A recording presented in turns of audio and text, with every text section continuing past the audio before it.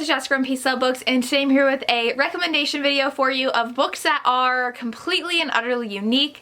I have not read anything like them, and I haven't found anything like them since. And so this idea was created because of a particular series that someone asked me on Instagram. They're like, I love this series. Can you let me know anything else you've read just like this? And I was like, honestly, no, I have not read anything else like it. And that got me thinking of all these books that I love, and a lot of these are like all-time favorites of mine. So you've heard me talk about them nonstop last year, but I wanted to recommend some romances where the plot is unique, the characters are unique, the romance is unique, and I've literally read nothing like them. So if you've read anything like these books, let me know. I'd love to hear. The first book I have to share with you is A Lesson in Thorns by Sierra Simone. I finally read this book this month, and I can tell you that while I did give it 4 stars, it was unlike anything I've ever read, and I don't know if I'll ever read anything like it. Our main character, Poe, is a librarian, and there was this abandoned chapel that her and 5 other kids found when they were young, and their parents had come together at this estate, and they returned 12 years later as adults, and Poe is brought on to the estate to work in the library and catalog everything, and she has feelings for 2 of the different guys, and this ends up being a polyamorous romance where they all kind of like each other, and of the 6 people, and it is such an atmospheric read because it takes place at this strange estate where there's a lot of mystery around it. There's a lot of secrets that they're just starting to uncover, especially regarding their parents, and a lot of unresolved feelings for one another. So I could not stop reading. The atmosphere was amazing, and I think a lot of these, it's the world building that the authors do amazingly well that does not compare to any other book, and I love that about this book.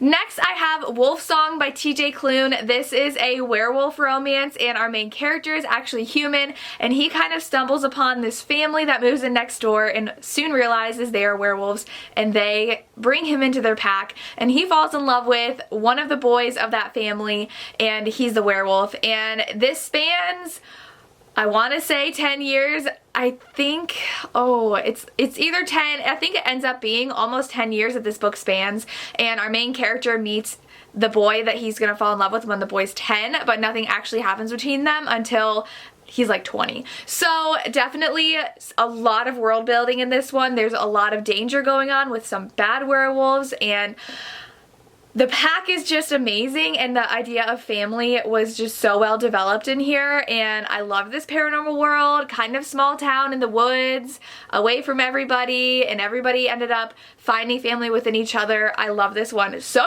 much, and I'm excited that there are 2 more books in the series, and there's going to be a 4th because I need more in this world because nothing else compares. The next one's one I just finished, and I have lots of mixed emotions about, but that is Credence by Penelope Douglas. I think everyone can agree this book came out of nowhere from Penelope, and we are all just still shocked. Credence is about a girl whose name is Tiernan, and the beginning starts out with her parents committing suicide together because I think her father had cancer, and her parents were just so madly in love with each other that they didn't love her.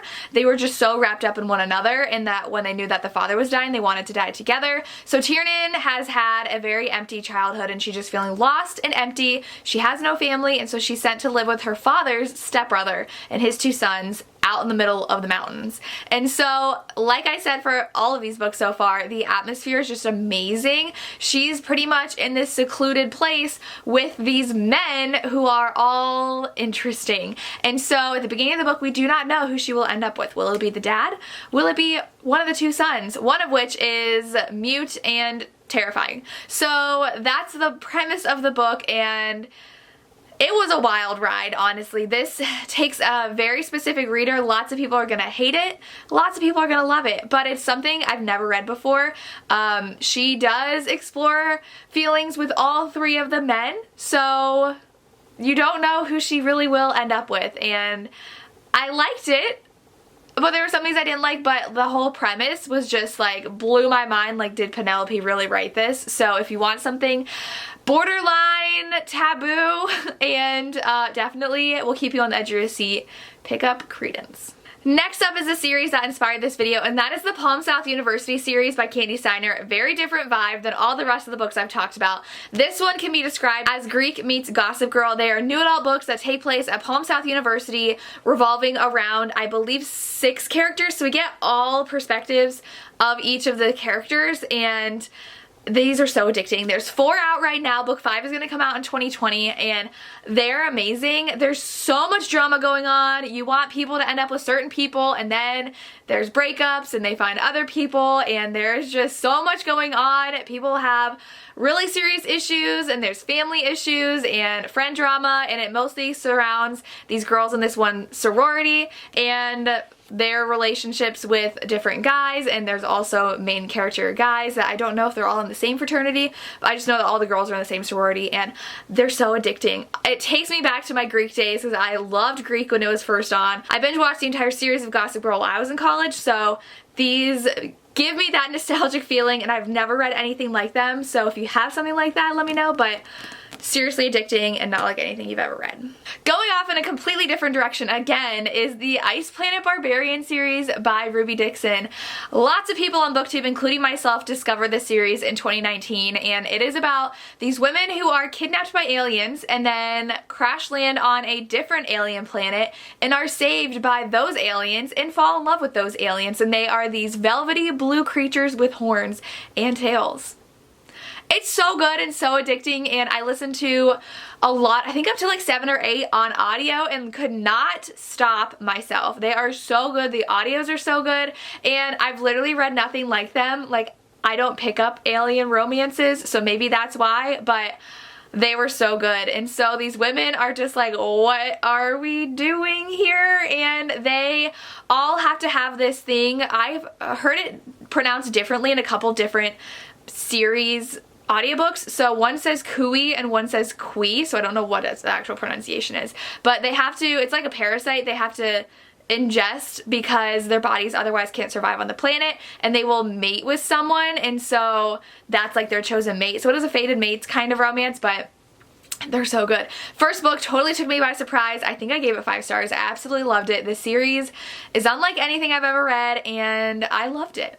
Next I have Born Darkly, which is part of the Darkly Madly duet. So this is Born Darkly, and then the second one's Born Madly, and we have a psychologist falling in love with a serial killer, and he is her patient, and she needs to do a psych eval because she does a lot of things in court where she evaluates the psychological well-being of these serial killers, and he is very interesting, and they end up falling for each other, and it's just super taboo, and he's very methodical and does things to get certain reactions out of her, but she does the same exact thing back to him. And there's 2 books. This one definitely ends on a cliffhanger, and if you like those psychological thriller movies, you would love these books. And I've read nothing like them because of the romance aspect. Like, there's lots of thrillers out there, but none that are super romantic where it revolves around them falling in love together. So I haven't read anything like this. If you have recommendations, definitely let me know for this book. Then I have Pestilence by Laura Thalassa. This one is a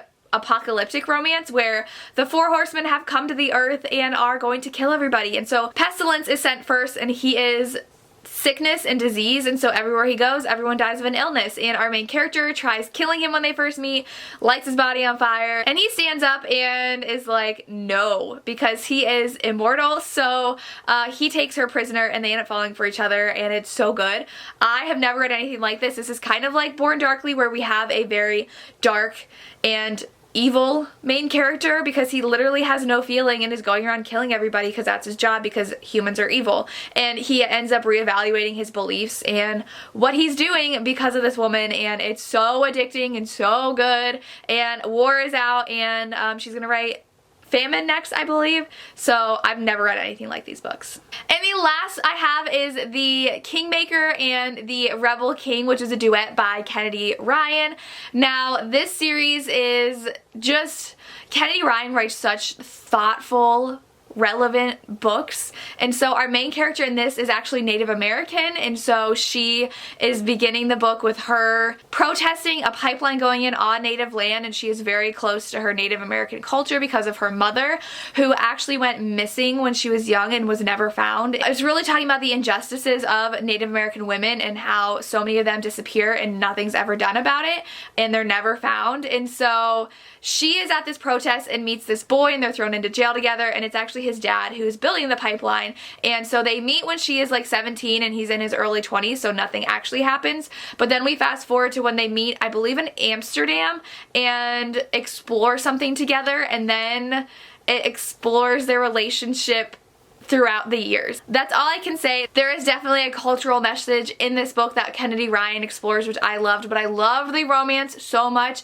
It explores politics, but not in a way that is like hitting me over the head with political beliefs. It is just our main character working in politics and how she is encouraging candidates who are making a difference in people's lives. And so it's hard because of who the love interest father is, but we have some survival in here as well because our love interest does go to Antarctica on a research expedition, and bad things happen, and so it's really, really, really good. Ends on a cliffhanger, and then we get back into book 2, and I've never read anything like it, and I'm obsessed, and you all need to read it.